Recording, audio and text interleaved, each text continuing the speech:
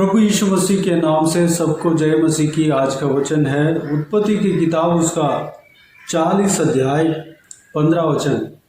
क्योंकि सचमुच इब्रानियों के देश से मुझे चुरा कर लाया गया है और यहाँ भी मैंने कोई ऐसा काम नहीं किया जिसके कारण मैं इस कारागार में डाला जाऊं।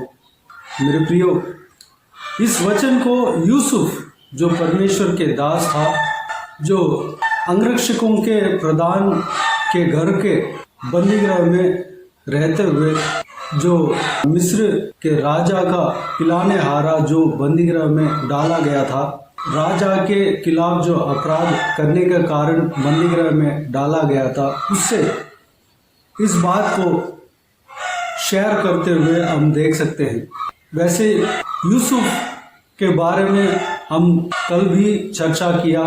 यूसुफ अपने भाइयों से बेचा गया और मिस्र में गुलाम बनकर वह आया। बिना गलती का, बिना अपराध का उसको दंड भुगतना पड़ा, बंदीगृह में डाला गया।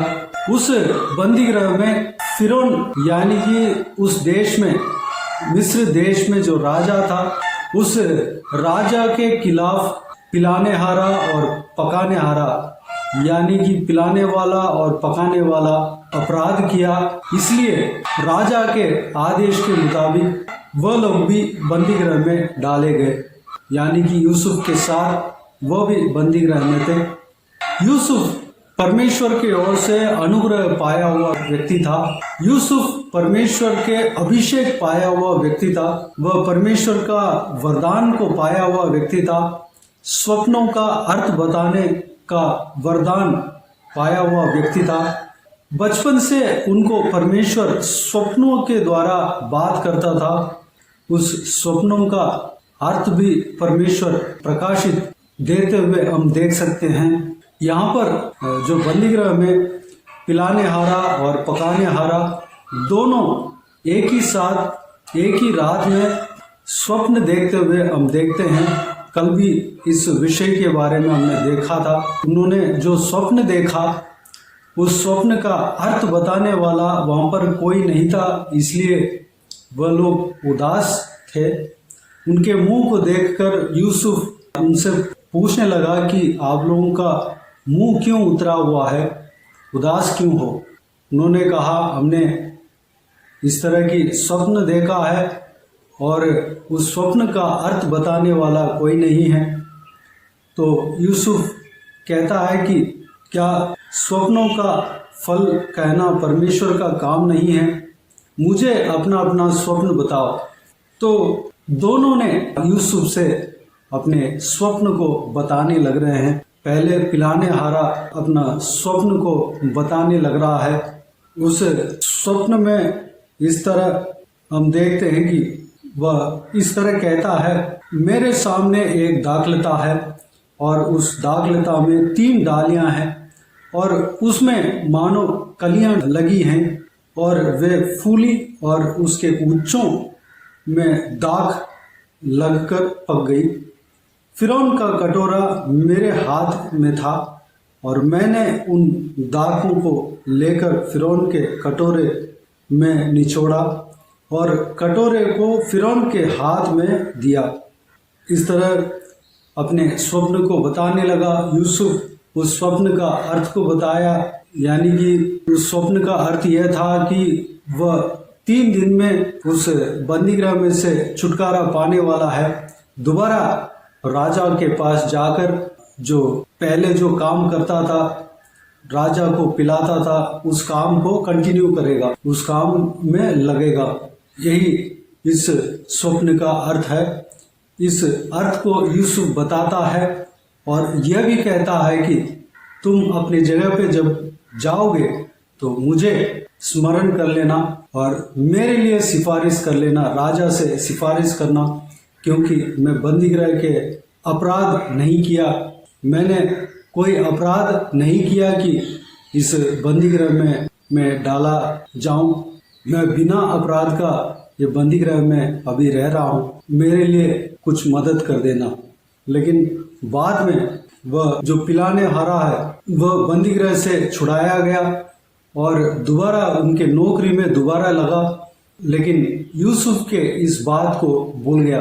मेरे प्रियो, कभी कभी हमारे जीवन में विश्वास के मार्ग में हमें संकटें आ सकती है, मुसीबतें आ सकती है, जो हम चाहते हैं वो होते नहीं, लेकिन हम अपने बल बुद्धि से हम कोशिश करते हैं कि उस संकट से छुटकारा पा लें, लेकिन हम जितने भी कोशिश करें हम छुटकारा नहीं पा पाते हैं, उसमें हम निराश हो जाते हैं।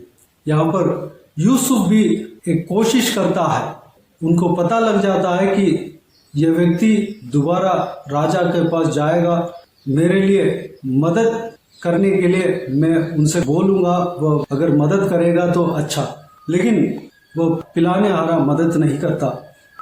जब तक परमेश्वर का समय नहीं आया तब तक वह बंदीगृह से निकला नहीं। एक समय आया तब राजा को यूसुफ का जरूरत पड़ गया, वह बंदीगृह से निकाला गया।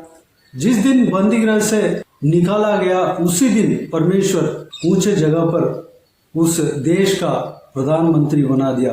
मेरे प्रियो, हम जो संकटें हमारा जीवन में आती है, जो विश्वास के जीवन में हमारा जीवन में मुश्किलें आती है या जो कष्ट आती है, उस कष्ट से छुड़ाने के लिए हम अपने बल बुद्धि से जब हम कोशिश करते हैं वह नहीं हो पाता तो हमें निराश नहीं होना है।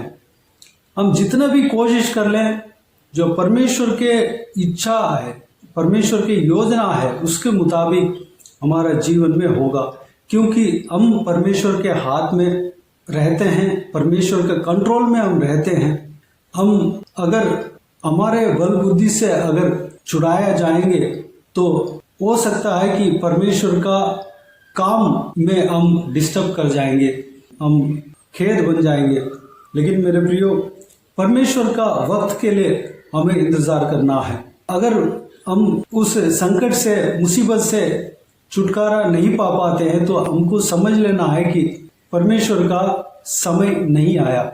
हमारा जीवन में उस बंधन से छुटकारा पाने का, उस संकट से छुटकारा पाने का समय परमेश्वर ने नहीं दिया। परमेश्वर एक समय को नियुक्त कर रखा है इस परेशानी से दूर करने के लिए, परेशानी से छुटकारा देने के लिए एक समय को नियुक्त कर रखा है, और उस समय तक हमको सब्र रखना है। उस समय तक जब हम सब्र रखेंगे, परमेश्वर हमें जिस तरह वह चाहते हैं उस तरह हमें आशीष देगा। मेरे प्रियो, हम निराश नहीं होना है। हम अपने ही कोशिश के द्वारा हम सफल नहीं हो पाया, उस विषय को सोचकर हमें निराश नहीं होना है। परमेश्वर का समय एक आएगा, उस समय अपने आप परमेश्वर हमें छुड़ाएगा, अपने आप परमेश्वर हमें लेकर जाएगा जिस जगह पर हमें जाना है, जिस जगह पर हम जाना चाहते हैं लेकिन नहीं जा पा रहे हैं, उस जगह पर अपने आप परमेश्वर हमें लेकर जाएगा। हम अपने आप को रोक भी नहीं पाएंगे। यूसुफ अपने आप को रोक नहीं पाया। जब फिरौन को सपना आया और यूसुफ को बुलाया गया तो बाई ऑर्डर, यानी कि राजा का आदेश था यूसुफ को लेकर आने के लिए। यूसुफ को सारा दाढ़ी और जो बंदीगृह में था, दाढ़ी बाल वगैरह बढ़ा हुआ था, उनको सही से बिल्कुल अच्छी तरह नहला के राजा के सामने पेश कराने के लिए उनको अच्छा वस्त्र पहना के ले जाकर राजा के सामने खड़ा किया, और उसी दिन परमेश्वर उन्हें ऊंचे जगह पर रखा।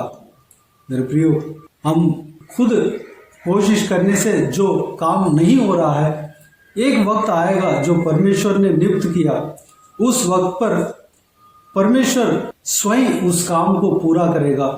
स्वयं इंसानों को, लोगों को इस्तेमाल करके हमारा काम को पूरा करेगा, और उस समय तक हमें सब्र रखना है, हमें धीरज के साथ हमें रहना है और हमें इंतज़ार करना है प्रार्थना में बने रहना है, स्तुति आराधना में बने रहना है, परमेश्वर के बातों में, वचन पढ़ने में बने रहना है, हमें इंतज़ार करना है, विश्वास के साथ हमें रहना है। परमेश्वर हमें ज़रूर ऊंचे जगह पर रखेगा, परमेश्वर हमें ज़रूर आशीष देगा। जो परमेश्वर ने हमारे लिए जो योजना रखा है उसको ज़रूर पूरा करेगा, हमें इंतज़ार करना है। बाकी हम जितना भी कोशिश करें वह कोशिश असफल ही होगा। अगर सफल भी हो जाए तो भी उसमें कोई फायदा नहीं होगा। इसलिए मेरे प्रियो, हमें परमेश्वर के समय तक हमें इंतज़ार करना है। परमेश्वर हमें चलाएगा, परमेश्वर जिस तरह चलाना चाहता है उस तरह वह चलाएगा। तब तक अगर हम सब्र रखते हैं तो परमेश्वर हमें भरपूर आशीष देगा, हमारे बढ़ोतरी को कोई रोक नहीं पाएगा। तो आइए मेरे प्रियो, हम प्रार्थना में जाएं। स्वर्गीय पिता, दयालु परमेश्वर, आपको धन्यवाद देता हूँ आज के इस आपके बहुमूल्य वचन के लिए। आपको धन्यवाद देता हूँ परमेश्वर, बीते हुए दिनों में हमें संभाला, बचाया, सुरक्षित रखा। आपको धन्यवाद देता हूँ आज के दिन के लिए। आपको धन्यवाद देता हूँ परमेश्वर। पिताजी, आज के दिन में जो कुछ भी हमने जो वचन को मनन किया परमेश्वर, जो यूसुफ के जीवन में जो संभव हुआ, उस संभव के द्वारा हमने जो सत्य बात को मनन किया परमेश्वर, उस बात के लिए आपको धन्यवाद देता हूँ परमेश्वर। यूसुफ जब बंदीगृह में था, अपने ही बल बुद्धि से वह छुटकारा पाना चाहा, लेकिन परमेश्वर वह असफल हुआ पिता। जब आपके समय आया तब परमेश्वर यूसुफ अपने आप निकाला गया, बंदीगृह से निकाला गया और फिरौन के सामने खड़ा किया गया, और उसी दिन यूसुफ को आशीष मिला और बढ़ोतरी हुआ, उस पूरे देश का प्रधानमंत्री बना परमेश्वर। पिताजी, हम भी परमेश्वर अपने बल बुद्धि से हम छुटकारा पाने के लिए या कुछ आशीष पाने के लिए हम कोशिश कर रहे हैं, लेकिन नहीं हो पा रहा है परमेश्वर। उस बात को सोचकर हम निराश ना होने देना परमेश्वर, बल्कि आपके समय के लिए हम इंतज़ार करने के लिए अनुग्रह देना पिता। हमें विश्वास के साथ परमेश्वर हम इंतज़ार करने पाए, हम परमेश्वर विश्वास के साथ हम दौड़ते रहने पाए परमेश्वर, हम सब्र रखने पाए, हम परमेश्वर धीरज के साथ हम आपकी उपस्थिति में बने रहने पाए परमेश्वर, अनुग्रह देना पिता। पिताजी, हम हालेलुया धन्यवाद देते हैं परमेश्वर। हम परमेश्वर अगर असफल भी होते हैं, हम हमारे कोशिश में असफल भी होते हैं, फिर भी परमेश्वर हम हालेलुया धन्यवाद देता हूँ परमेश्वर। हम निराश नहीं होने देना परमेश्वर, अनुग्रह देना पिता। हालेलुया, हमें विश्वास में बढ़ाना पिता। धन्यवाद देता हूँ परमेश्वर। हम हालेलुया हम इंतज़ार करने पाए पिताजी। परमेश्वर एक समय आएगा जो आपने नियुक्त किया है, उस समय में परमेश्वर हमें बढ़ोतरी देंगे, हमें आशीष देंगे, हमें छुटकारा देंगे, हमें परमेश्वर मुसीबतों से छुड़ाएंगे परमेश्वर। जिस काम के लिए हम इंतज़ार कर रहे हैं उस काम को पूरा कराएंगे, जिस छुटकारा के लिए परमेश्वर हम इंतज़ार कर रहे हैं उस छुटकारा हमें देंगे परमेश्वर। हालेलुया, आपको धन्यवाद देता हूँ परमेश्वर। हम विश्वास के साथ इंतज़ार करने पाए, अनुग्रह देना पिता। सारा व्यूअर्स को इसी तरह आशीष देना, संभालना परमेश्वर। सारे व्यूअर्स को आशीष देना पिता, किसी को भी कोई भी कमी घटी ना होने देना, भरपूर आशीष देना परमेश्वर। जो कोई भी व्यक्ति बीमार है, दुर्बल है परमेश्वर, उनको आपके हाथों में सौंपते हैं, उन्हें छूना, चंगा करना परमेश्वर। प्रभु यीशु मसीह के नाम से चंगा होने पाए परमेश्वर, अनुग्रह देना पिता। परमेश्वर हालेलुया, सभी को आशीष देना, संभालना परमेश्वर। सबके जीवन में कार्य करना, आपके हाथ हरेक के ऊपर हमेशा बने रहने पाए पिता। धन्यवाद देता हूँ। बाकी सारे बातों को आपके हाथों में सौंपते हैं। हालेलुया, धन्यवाद देता हूँ परमेश्वर। सारा आदर महिमा जलाल आपको मिलते रहे। सारा दुआ प्रार्थना को प्रभु यीशु मसीह के नाम से मांगते हैं, सुन और ग्रहण कर। आमीन आमीन। प्रभु यीशु मसीह के नाम से प्रभु यीशु मसीह का आशीष और अनुग्रह हम सभी के ऊपर बने रहें। आमीन आमीन। मेरे प्रियो, इस चैनल को सब्सक्राइब करें और शेयर करें। अगर किसी को भी प्रार्थना का विषय हो तो डिस्क्रिप्शन में दिए हुए नंबर पर कॉल करके प्रार्थना करा सकते हैं। हम आपके लिए प्रार्थना करेंगे। आप अपने व्यक्तिगत प्रार्थना में हमारे लिए प्रार्थना कीजिए। इस सेवकाई के लिए, इस सेवकाई का उन्नति के लिए, इस सेवकाई में जुड़े हुए हर एक जन के लिए, हर एक का आत्मिक उन्नति के लिए, तरक्की के लिए, आत्मिक आशीष के लिए, संसारिक आशीष के लिए, पारिवारिक आशीष के लिए प्रार्थना करें। परमेश्वर आप सबको आशीष दे। इस सेवकाई के द्वारा परमेश्वर आपके जीवन में कार्य किया हो वह भी हमें बता सकते हैं, ताकि हम सब मिलकर परमेश्वर को धन्यवाद दे सके, महिमा कर सके। प्रभु यीशु आप सबको आशीष दे। आमीन आमीन।